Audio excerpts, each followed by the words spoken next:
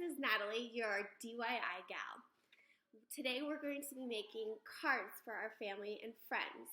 These are nice little bright lemons. Yellow always makes me smile, so I hope we can make your friends and family smile too. Right now we're going through the coronavirus, and this is a great way to keep busy, send some love to your friends and family. This is a great little project, doesn't have to be perfect, and let's get started. Okay, in your kit you are going to get a kit like this, and you get a dish. This is another dish that we have. We have the medium yellow, the yellow orchid, and spa green for our leaves. You also get a practice sheet of paper, 2 envelopes and letters, so we make at least 2 cards for our family and friends. We get a paintbrush. It's a rounded size 8, and a pen. So let's get started. Here are a couple examples of what we will be creating today. Here's one example and here's another. You can see that I kind of mixed and matched what shapes and different designs. Okay, first we'll be practicing on our practice sheet, and then we will go to our real cards. You definitely want to get your design down of kind of what you, how you want everything laid out. You can do whatever you wish, but I'm gonna kind of follow this design, how this is a whole lemon here, a half lemon here. So just make sure you plan what you wanna do. You know, it's definitely fun to mix and match your shapes and see how this is colored and solid. So, you know, just kind of think about what you want to do even when you're practicing. Okay, and then once everything is completely dry, we'll go back through with our pen and you just highlight some areas. And you know what?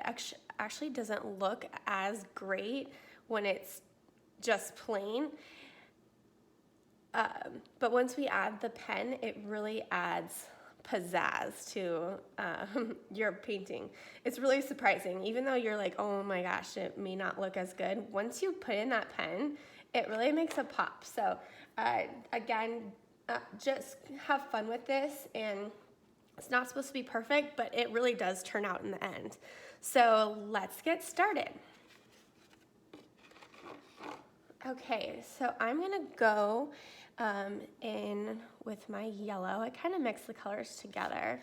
And there's a couple techniques that you can do. And this is a technique, the first technique I'm gonna do is wet on dry.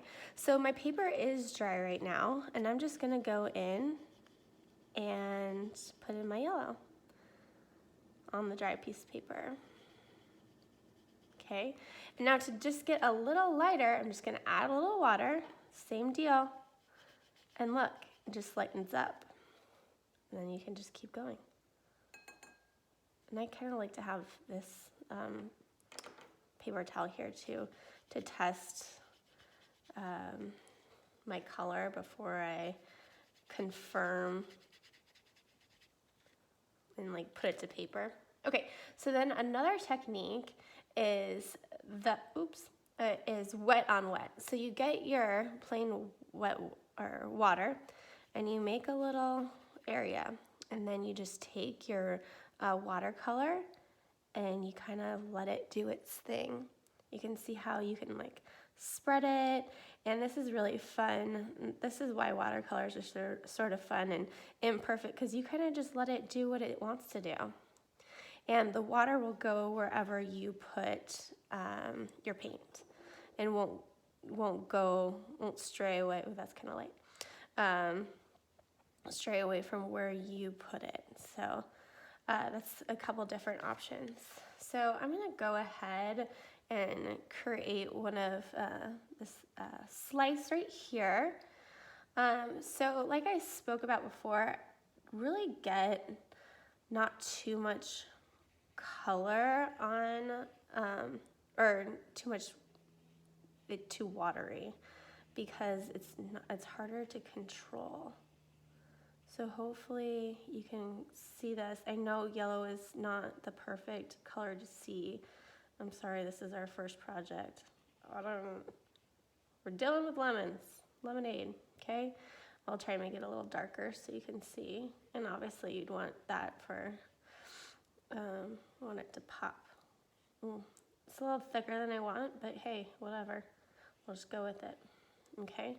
So then I'm gonna come over and I'm gonna create a line across here just to give it some shape.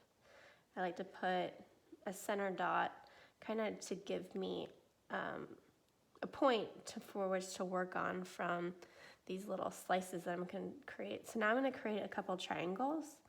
I'm going to try to make it a little darker for you.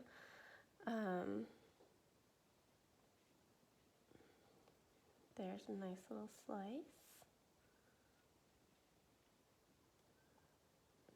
Here's a nice little slice too. So go ahead and practice what you think you want to do. And you can play with the amount of water. And I think it's important just to know how much water is on your brush so you can control it easier. So go ahead and practice those techniques.